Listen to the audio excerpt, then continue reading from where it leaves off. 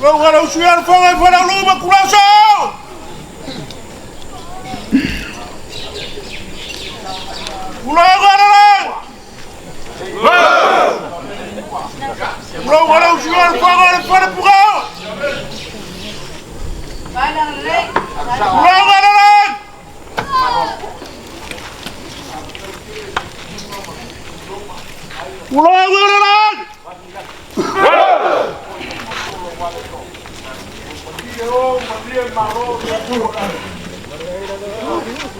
else you got for it?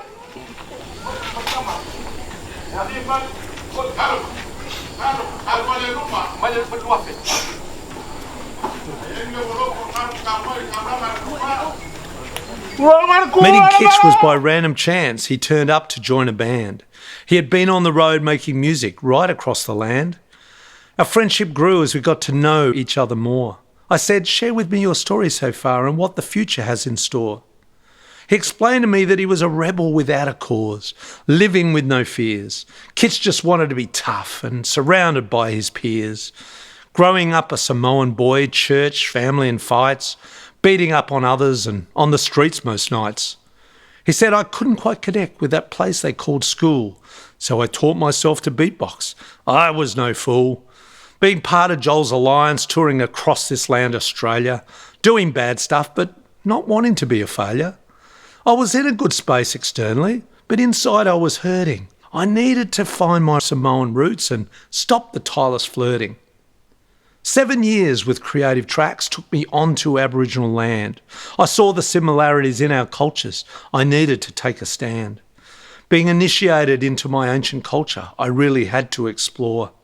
Started learning my old language and cultural ways, and I realised that I needed to know even more. For me to get a Samoan tattoo was the right thing to do, to dig deep into my ancestry, the spirits guiding me to see a whole new world view. It took them 7 days to finish, and when they did, down came the rain. I'd left my body and floated away to minimise my pain. Kitch travelled with his music to Cherbourg, Woorabinda and Hope Vale. An old magic man approached him and shared his fascinating tale. You have the mana, brother. I sense you have it, he said. Be strong in your culture. You're very alive, 'cause you're not dead. Kitch said he was as black as night, with a long white beard, wise as all could be. I learned a lot from this old man, a true spirit, wild and free. Kitch continued, it was around this time I met a lady, beautiful Shawnee, a strong Aboriginal woman, descendants of the Gungaree. Sharing our two strong cultures was really not by chance. We knew that we were meant to be together in a blooming romance.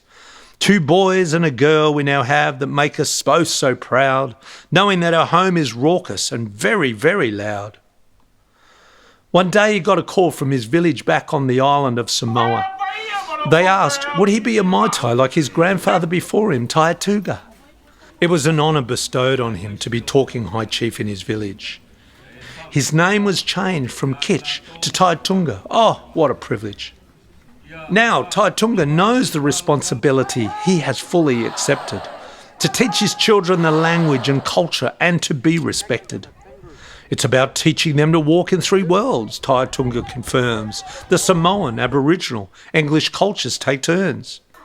Regardless of where you come from or who is your mob, it's important to be proud of your culture and not be a snob.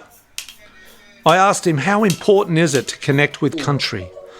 It's where we all become one, Taitu'uga said bluntly. Nature is our healer, the mountains, the rivers, the ocean and the trees. This is what I've learned talking to the old magic man who makes me see with ease. To learn my culture through ceremony and ritual. Practice makes perfect and those things become habitual. Always be kind to all living things and follow their spirit. Every day just live in the present and enjoy every minute. I'm excited to see where Taitu'uga in his life will flow. I know one thing for sure, like all healthy living things, he is certain to grow. This story ain't over yet, in fact it's only just beginning. Wait for the next chapter to unfold as I can see Taitu'uga winning.